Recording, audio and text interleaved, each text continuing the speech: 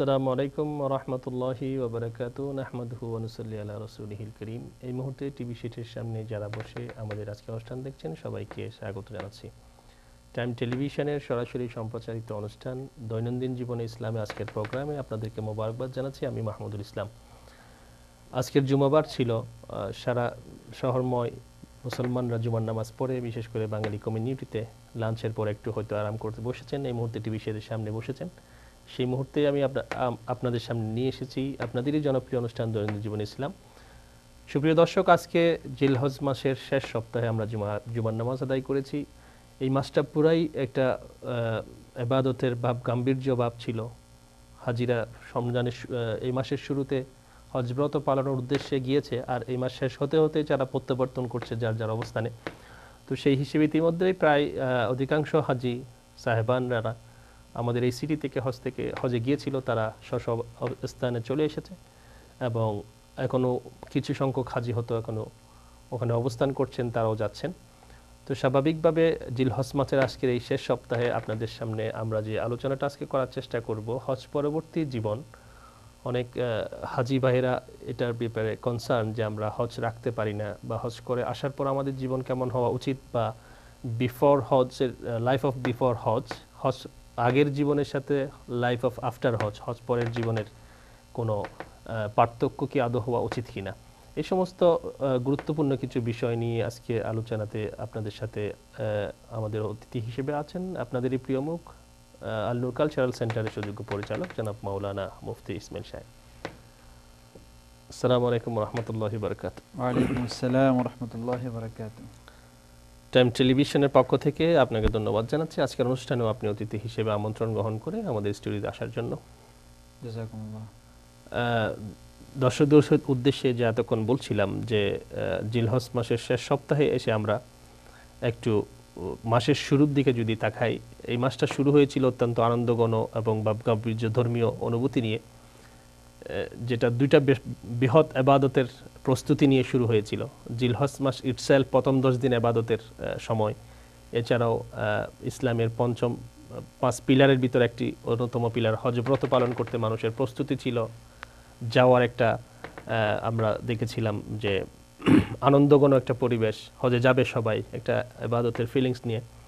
আলহামদুলিল্লাহ হজ এবং কোরবানি আমরা সুন্দর মতো যে যার অবস্থান থেকে আদায় করার পর আমরা প্রায় এই মাসের শেষের দিকে এসেছি। এখন আমরা দেখতে পাচ্ছি সারা বিশ্বে যারা সমস্ত মুসলমানরা হজব্রত পালন করার জন্য পবিত্র নগরীতে গিয়েছিল, তারা প্রত্যাবর্তন করে এসেছে। তারই ধারাবাহিকতায় আমাদের সিটি থেকে যা গিয়েছিল আমরা উপলব্ধি করেছি। হাজি সাহেবানরা এসেছেন, দেখা করেছেন। গত পর্বে আমাদের আলোচনা ছিল তাদের ইস্তেকবালের। তারই সূত্র ধরে আজকে আমরা জিজ্ঞেস করতে চাই, যেটা কমন একটা প্রশ্ন থাকে আমাদের হাজি ভাইদের বা হাজি বোনদের পক্ষ থেকে, যে মানুষ আসলে যারা প্রথমবার হজ করতে যায়, স্পেসিফিকলি আমি যদি বলি, তাহলে হজ পূর্ববর্তী জীবন মানুষের বিশৃঙ্খলা থাকে অ্যাজ এ রিলিজিয়াস পারপাস। মানুষ হয়তো এত ডিসিপ্লিন সহকারে ইবাদত বা বন্দেগি বা আল্লাহর সাথে রিলেশনটা হয় না। যখনই বাইতুল্লাহকে অবলোকন করলো, বাইতুল্লাহর আশেপাশের পরিবেশে কিছুদিন থাকলো এবং হজ করার সৌভাগ্য লাভ করলো, স্বাভাবিকভাবে কম বেশি মানুষের অন্তরে একটা বিপ্লব সৃষ্টি হয়, যেটা আমি বলবো, এবং মানুষ মোর রিলিজিয়াস হওয়ার চেষ্টা করে। তো সেক্ষেত্রে সহযোগী হিসেবে হজ পরবর্তী জীবনটা আমাদের কেমন হওয়া উচিত? বিসমিল্লাহির রহমানির রহিম। প্রথমে আল্লাহ পাকের শুকরিয়া জ্ঞাপন করি, যিনি আমাদেরকে অত্যন্ত মূল্যবান সময় থেকে সময় বের করে সবচেয়ে busy city in the world, সারা পৃথিবীতে মানুষ মানে বিজি সিটি বলা হয় নিউ ইয়র্কে, এবং নিউ ইয়র্ক নেভার স্লিপ, সেখানে থেকে কিছু দিনের সাথে নিজেদেরকে জড়ায় রাখার একটা সিরিয়াল প্রায় আজকে 1 বছরের চেয়ে বেশি হয়ে গিয়েছে। আপনি লম্বা সময় দিচ্ছেন। দোয়া করি আল্লাহ পাক আপনার সুস্থতা এবং স্বাস্থ্যতা এবং আরও বেশি প্রোডাক্টিভ এই প্রোগ্রামগুলো চালু রাখে যেন, সেজন্য দোয়া করি। পাশাপাশি যারা এই টিভি প্রোগ্রাম চালাচ্ছেন তাদেরকেও আল্লাহ পাক এই বিজনেসে বরকত দান করেন।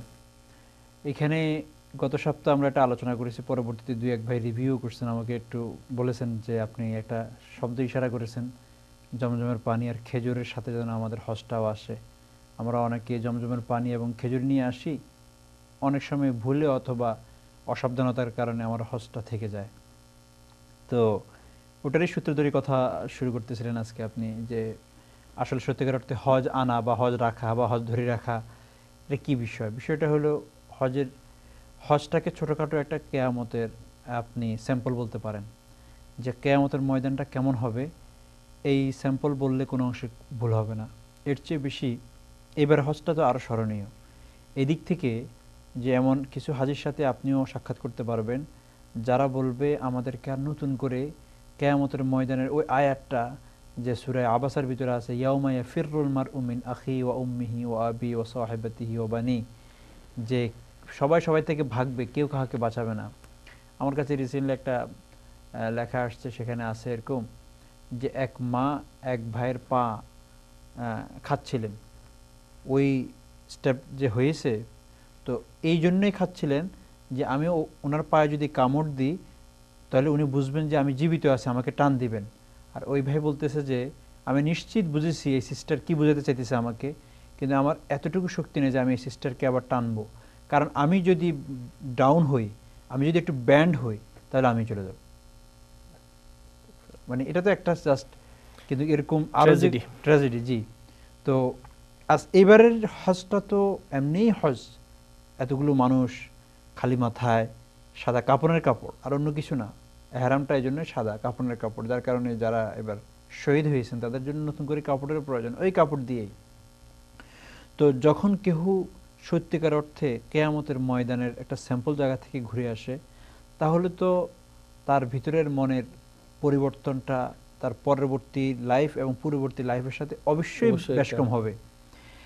যার কারণে হাদিসে এটাও আছে যে কোনো ব্যক্তি যখন ঠিকভাবে হজ করে, যেখানে ফালা রফাসা ওয়ালা ফুসুকা ওয়ালা জিদালা, ঝগড়াঝাটি নাই, কোনো ফুসকা ফুসাক নাই, কোনো গুনাহ নাই, তো বলো যে এই ধরনের একটা হজের বিনিময় জান্নাত ছাড়া আর কিছুই না, হজ্জে মাবরুরের বিনিময় এক।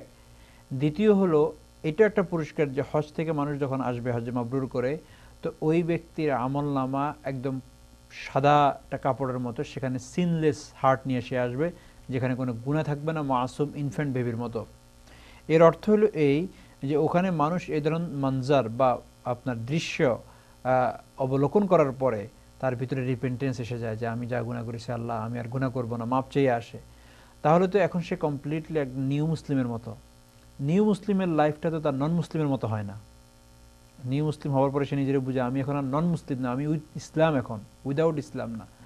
তো এটা অনেকটা এরকম, যদি কাহারও পরবর্তী লাইফের কোনো পরিবর্তন না হয়, তাহলে বুঝবেন কমপ্লিটলি আপনি যে চার্জার লাগাইছেন ওটাই নষ্ট ছিল, চার্জে হয় নাই। আপনি যে এত কষ্ট করে গিয়েছেন সেখান থেকে আপনার কথাই বলা যায় যে আপনি জমজমের পানি আর খেজুরে নিয়ে এসেছেন, হজটা রেখে এসেছেন, যদি কোনো পরিবর্তন আপনার ভিতরে না আসে এবং হজ থেকে কোনো শিক্ষা যদি আপনি না নিতে পারেন, এবং সাথে সাথে এই জিনিসটাও আমরা উইথ রেসপেক্ট বলবো যে হজ পরবর্তী জীবনে আমরা নিজেকে হাজি হিসেবে জাহির করাটা টেন্ডেন্সিটা বেড়ে যায়, কিন্তু আবার হাজি হিসেবে আমল করার টেন্ডেন্সিটা তত বাড়ে না। ফর এক্সাম্পল, আমার হজ পূর্ববর্তী জীবনে আমার নামের শুরুতে আলহাজ থাকে না। হজ করে আসার পর সবাই না, ইল্লা মাশাআল্লাহ অনেক ভাই আছেন যে এই সমস্ত ব্যাপারগুলোতে অ্যাভয়েড করে থাকেন, কিন্তু আমরা অধিকাংশ সমাজের দিকে দেখি হজ পরবর্তী সময়ে নিজ থেকে নিজের নামের শুরুতে আলহাজ লিখবে, এবং অন্য ভাইয়েরা তাকে যদি আলহাজ লিখিত আকারে নামটা না দেয় সে অনেকটা মাইন্ড করে। তো সেক্ষেত্রে আমরা ওইটা বলছিলাম যে প্র্যাকটিক্যাল আমরা হাজি হিসেবে হইতে পারি বা না পারি, কিন্তু টাইটেলগতভাবে আমরা নিজেদেরকে আলহাজ বানাতে চাই আর কি, এই ধরনের একটা টেন্ডেন্সি আমরা লক্ষ্য করে থাকি। আসলে প্রথমে তো হলো এই টেন্ডেন্সিটা শুধু আমাদের এশিয়ানদের মধ্যে, কোনো আরব অথবা কোনো অন্য দেশের মানুষ এভাবে লেখেন না, দেখা যায় না। আমি আসলে একটু ব্যাখ্যা ভালো জানা নাই, কিন্তু কোনো আরবকে দেখি নাই আলহাজ। কিন্তু আমার কাছে মনে হয় প্রথম যারা শুরু করেছেন তাদের ইন্টেনশনটা খুব ভালো ছিল, যে এটার দ্বারা এনকারেজ হয় একটা ব্যক্তির জায়গায়, হ্যাঁ আমি যদি হজ করতে পারতাম, এই এতটুকু পর্যন্ত তো ভালো। কিন্তু কোনো ব্যক্তি যদি if someone wait for that, যে আমি হজটা করলে আর কোনো কথা নেই, জি আমাকে হাজি বলবে, তাহলে তো আমার কাছে মনে হয় যে এত দাম, এত কষ্ট করি, এত হজ মানে এত কষ্ট করে করার কোনো অর্থ নেই। আর দ্বিতীয়ত হলো আপনি একবার হজ করার দ্বারা যদি আপনাকে হাজি বলতে হয়, তো বহু মানুষ তো হাজার লক্ষ কোটি মানুষ পাবেন যারা প্রত্যেক দিন 5 ওয়াক্ত নামাজ পড়তে, তাদেরকে মুসল্লি বলা দরকার। মুসল্লি বলা উচিত। এরপর রমজানের রোজা তো আমরা কেউ ছাড়ি না ইচ্ছা করে, তাই আমাদেরকে সাইম বলা দরকার। তো আসলে এই ধরনের মানসিকতার যদি কারো রিপু থেকে আসে এবং সেটা অহংকার, আর দ্বিতীয় হলো সেই আবাদতটা তাহলে ফর দ্য সেক অফ আল্লাহ হলো না। এবং এটা টেস্ট করার একটা পথ হলো, আপনাকে কেউ হাজি না বললেও যদি আপনার লাগে তাহলে বুঝবেন যে আপনার ভিতরে এখনো সেই রিপুটা ঘোরাঘুরি করতেছে, এখনো রয়ে গেছে, যে রয়ে গিয়েছে, ওটাকে হিসেবে প্রকাশ করার যে টেন্ডেন্সিটা। জমজমের পানির কথা বললেন, সেই সাথে আমি আনুষঙ্গিক একটা বিষয় টানবো এখানে। সেখানে হলো কালকে মনে হয় আমি বা পরশুদিন আমাদের বাংলাদেশের একটা পত্রিকাতে দেখলাম, আমাদের সে অব্যবস্থাপনার কথা যেটা আমরা বলি সবসময়, আমাদের অনেক হাজি ভাইয়েরা একটা ফ্লাইট ডিলে হয়ে এসেছে, দ্বিতীয়ত আজকে 3-4 দিন ধরে বাংলাদেশ যেটা ইন্টারন্যাশনাল এয়ারপোর্ট আমাদের, সেখানে তারা তাদের লাগেজের জন্য অপেক্ষা করছে। তো এক হাজি ভাইকে এক সাংবাদিক জিজ্ঞেস করলো তার অনুভূতির কথা। তো তিনি খুব আবেগের সাথে বলছেন যে যদি বাড়িতে ফিরে কাউকে জমজমের পানি খাওয়াইতে না পারি তাহলে আমি আর হজ থেকে সেই লাভ কি হলো, তার মানে আমি লাগেজের জন্য ওয়েট করতেছি। তো এখানে একটা জিনিস আমরা, যেহেতু এটা আমাদের বাংলা ভাষাভাষীদের ম্যাক্সিমাম অডিয়েন্স, আমরা এখানে থাকলেও আমাদের দেশ সম্পর্কে আমরা কনসার্ন, তো আনুষঙ্গিক বিষয় হিসেবে এটা যদি আপনি একটু করে জাস্ট ফর অ্যাডভাইস, এই যে অব্যবস্থাপনা একটা, আমরা তো আমরা জানি ধরেন যে কোনো সেক্টরের প্রবাসীদের অন্যদের সবগুলোতে একটা অব্যবস্থাপনা সেটা ঠিক আছে বাংলাদেশের সিস্টেম অনুযায়ী, কিন্তু যারা আপনি বলেন এইমাত্র অনেক হাজি ভাই যাদের কাজটা অলরেডি কবুল হয়ে গেছে, নিষ্পাপ হিসেবে যারা ফেরত আসছে দেশে, এরকম কিছু ইনোসেন্ট মানুষকে আমরা সেবা দিতে গিয়ে আমাদের এখানেও অব্যবস্থাপনা হবে কেন? আমরা কি একটু সেটার দিকে লক্ষ্য করতে পারি না? অনেক অব্যবস্থাপনা আমাদের দেশে আছে, জাস্ট আমি একটা স্পেসিফিক যেহেতু মানে হাজি ভাইদের সাথে রিলেটেড বললাম। এর কারণ হলো মূল্যবোধের অভাব। আমরা চারিত্রিক দিক থেকে, গুণাবলীর দিক থেকে এত নিচে নেমে গিয়েছি। তো শব্দটা যদিও সুন্দর না, আমাদের দেশে বলে যে যারা স্বর্ণকার তারা নাকি মানে সব জায়গা থেকে স্বর্ণ একটুখানি চুরি করে। শব্দটা বলতে আমি চাচ্ছিলাম না। এবং কখনো যদি ওনার স্বর্ণকার যিনি কাজ করতেছেন, এটা একটা প্রবাদ বাক্য, তার মাও যদি স্বর্ণ দেয় তো ওখান থেকে একটু করে ফেলে। কি জন্য করে? কারণ এই ব্যাড হ্যাবিটটা এত বেশি শক্ত করে বসছে, এটা আর মনে থাকে না তার যে আমার মা। তো আমাদের প্রবাসীদেরকে যন্ত্রণা দিতে দিতে বা এই অব্যবস্থাপনার উপরে তারা থাকতে থাকতে এরকম হয়েছে, এখন যদি খোদ ফেরেশতাও আসেন তাদের লাগেজ থাকে তো একই কথা হবে, কোনো বেশ কম নাই। এটা চারিত্রিক আমাদের, এবং এটার একটা চেঞ্জ দরকার, এবং সেটা গুণে ধরা একটা জাতি আমরা। যাক, অন্য প্রসঙ্গ, সেটা জাস্ট আনুষঙ্গিক প্রসঙ্গ। যখন হাজিদের ভাইদের সাথে এসেছিল তাদের সুখ দুঃখ নিয়ে আজকে আমাদের আলোচনা, সেই প্রসঙ্গে আমরা বলার চেষ্টা করেছি। যেহেতু আমরা এখানে এই শহরেই থাকি এবং অডিয়েন্সরা বিশেষ করে নর্থ আমেরিকাতে যারা আমাদেরকে দেখছেন তাদের উদ্দেশ্যে যদি বলি, আমরা ডিস্টেন্সগত দিক থেকে যদি বলি, আমরা অনেক লং একটা পথ ভ্রমণ করে যারা হজ করতে যায়, প্রায় অনেক লম্বা জার্নি করে, তো সেই হিসেবে দেখা যায় যে স্কেজুয়েলের ভিতরে অনেকে আছে 1 সপ্তাহের ভিতরে চলে এসেছে, অনেকে আছে 15 দিন লাগে, অনেক বিভিন্ন ধরনের স্কেজুয়েল আছে। তো আমরা গত আলোচনাতে যেটা আমরা আপনি আলোচনা করেছিলেন তার একটু ডিটেলসে যেতে চাচ্ছি এইভাবে, যে এখনো পর্যন্ত যারা হাজি এখনো পর্যন্ত মদিনাতে অবস্থান করছেন বা মক্কাতে অবস্থান করছেন, হজ পরবর্তী জীবনের যে চেঞ্জটা, মানে আসার কথা ছিল হজের পর দিন থেকে, এমন একটা ব্যাপার না।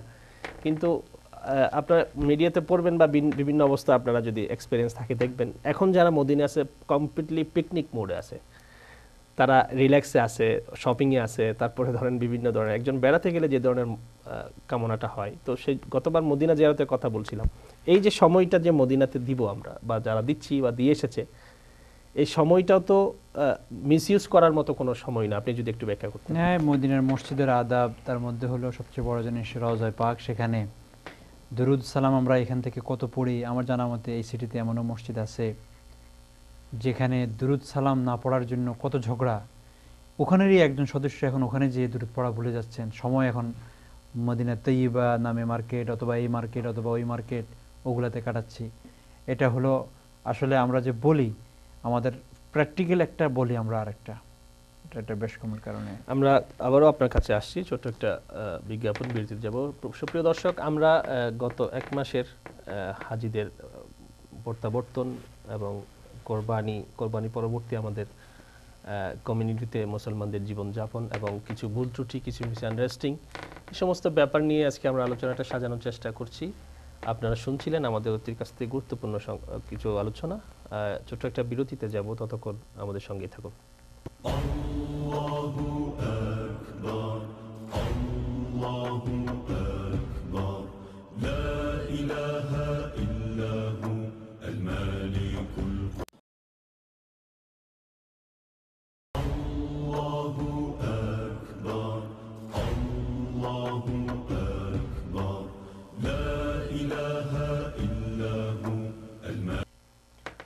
ধন্যবাদ এতক্ষণ আমাদের সঙ্গে থাকার জন্য।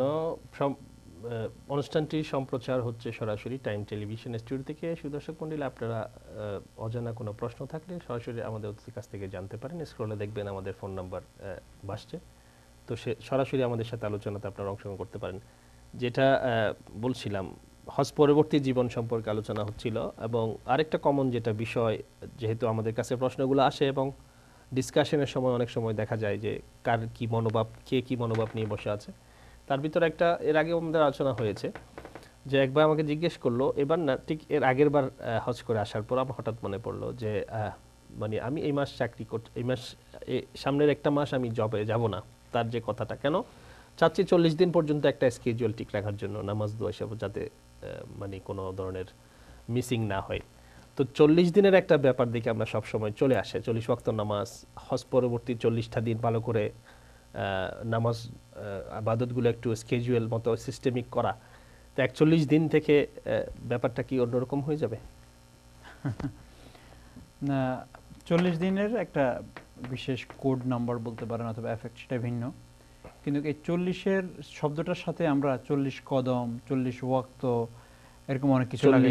জি, যারা 40 ওয়াক্ত নামাজ পড়ার জন্য বলতেছেন, হাদিস যদি তালাশ করা হয় তাহলে 40 দিন, 40 ওয়াক্ত না। 40 ওয়াক্ত তো অনেক কম, 4.40 দিন, 10 দিন হলে হয়।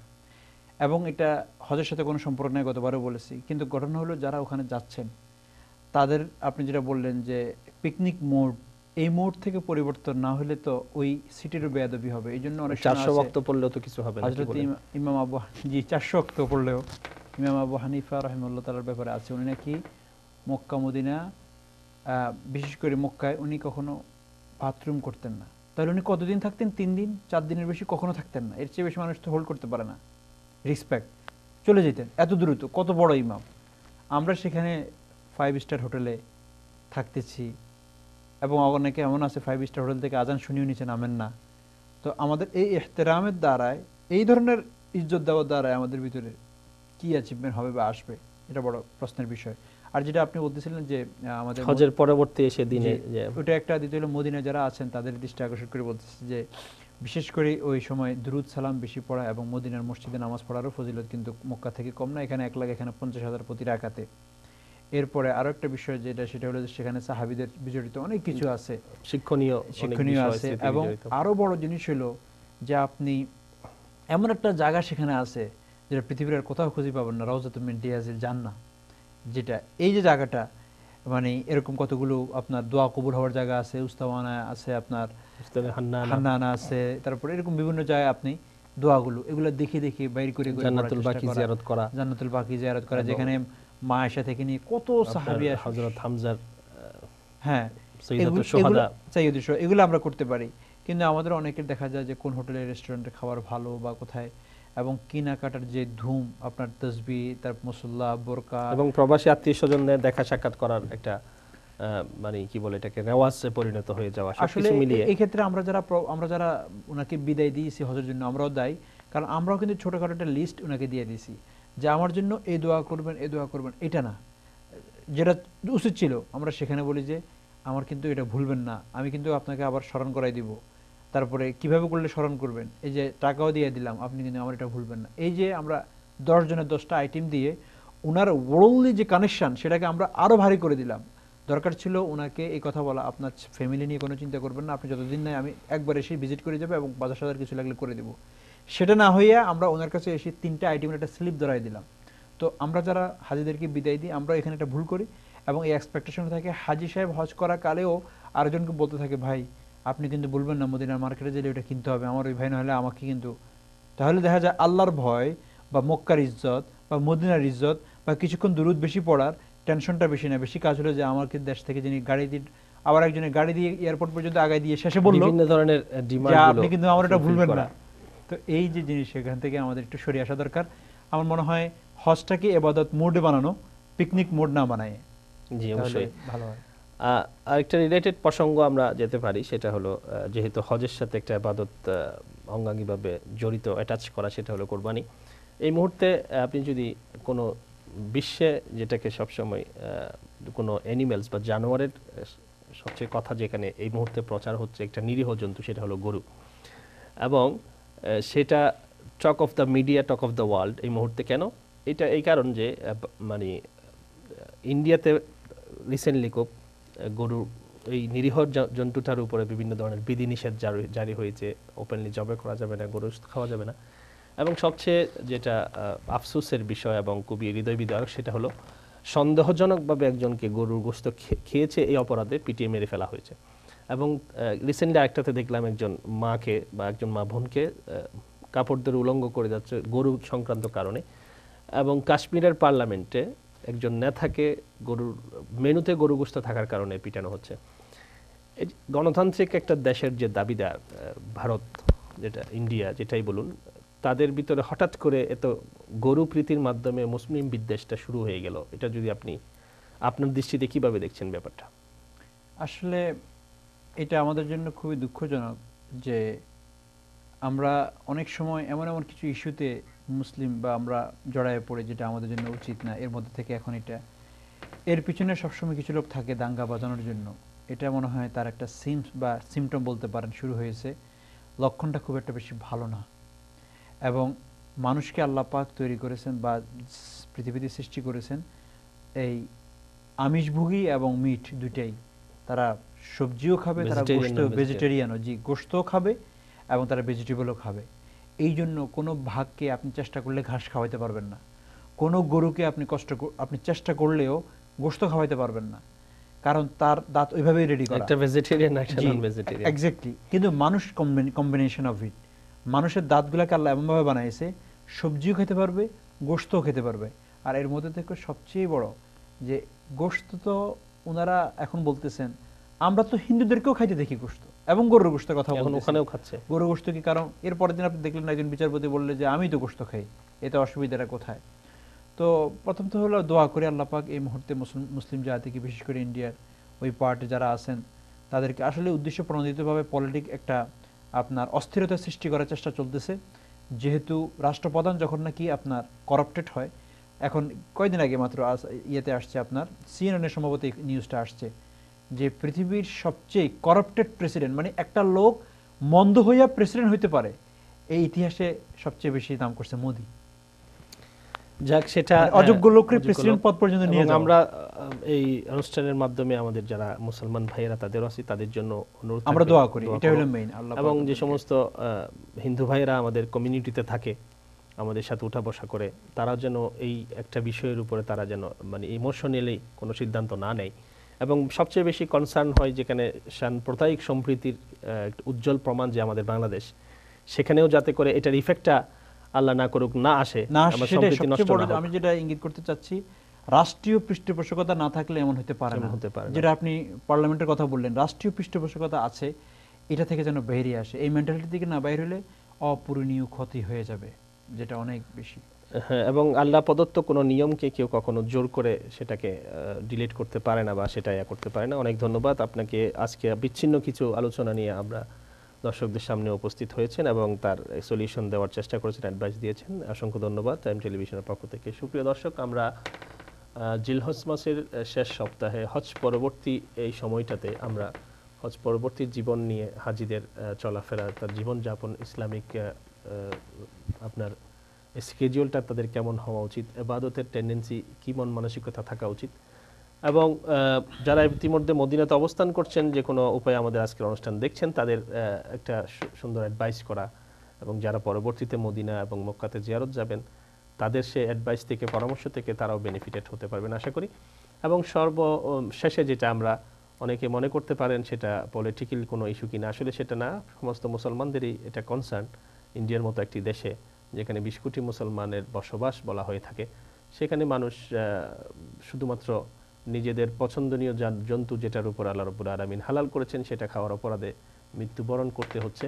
এই সমস্ত ব্যাপারগুলো আমরা মুসলমান হিসেবে খুবই কষ্ট দেয়। আমরা সবার উচিত আল্লাহ রাব্বুল আলামিনের কাছে দোয়া করা, যেন মুসলমানরা যেখানেই নির্যাতিত হচ্ছে তাদের যেন আল্লাহ রাব্বুল আলামিন হেফাজত করেন।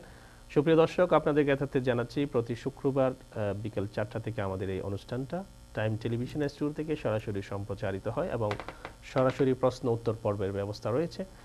টেলিফোনের মাধ্যমে অতিথির কাছ থেকে জানতে পারবেন। তো প্রতি শুক্রবার, আগামী শুক্রবার বা পরবর্তী অনুষ্ঠান দেখার আমন্ত্রণ জানিয়ে আজকের মতো এখানেই বিদায় নিচ্ছি। যেখানে থাকুন সুস্থ থাকুন, ভালো থাকুন। আসসালামু আলাইকুম ওয়া রাহমাতুল্লাহি ওয়া বারাকাতুহু।